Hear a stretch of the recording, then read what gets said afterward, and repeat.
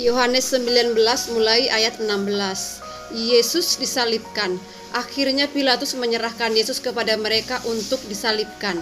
Mereka menerima Yesus. Sambil memikul salibnya, ia pergi keluar ke tempat yang bernama tempat tengkorak, dalam bahasa Ibrani Golgota. Dan di situ ia disalibkan mereka, dan bersama-sama dengan dia disalibkan juga dua orang lain, sebelah menyebelah, Yesus di tengah-tengah. Dan Pilatus menyuruh memasang juga tulisan di atas kayu salib itu, bunyinya, Yesus orang Nazaret, Raja orang Yahudi. Banyak orang Yahudi yang membaca tulisan itu, sebab tempat di mana Yesus disalibkan letaknya dekat kota, dan kata-kata itu tertulis dalam bahasa Ibrani, bahasa Latin, dan bahasa Yunani.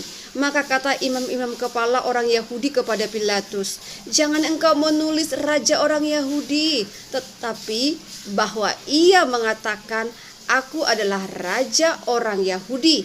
Jawab Pilatus, "Apa yang kutulis tetap tertulis." Sesudah prajurit-prajurit itu menyalibkan Yesus, mereka mengambil pakaiannya lalu membaginya menjadi 4 bagian, untuk tiap-tiap prajurit 1 bagian, dan jubahnya juga mereka ambil.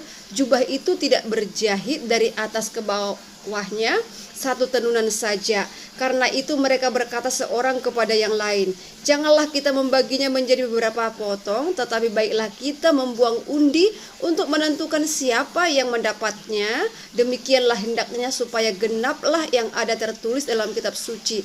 Mereka membagi-bagi pakaianku di antara mereka, dan mereka membuang undi atas jubahku." Hal itu telah dilakukan prajurit-prajurit itu. Dan dekat salib Yesus berdiri ibunya dan saudara ibunya, Maria, istri Klopas, dan Maria Magdalena. Ketika Yesus melihat ibunya dan muridnya yang dikasihinya di sampingnya, berkatalah ia kepada ibunya, "Ibu, inilah anakmu." Kemudian katanya kepada muridnya, "Inilah ibumu." Dan sejak itu murid itu menerima dia di dalam rumahnya.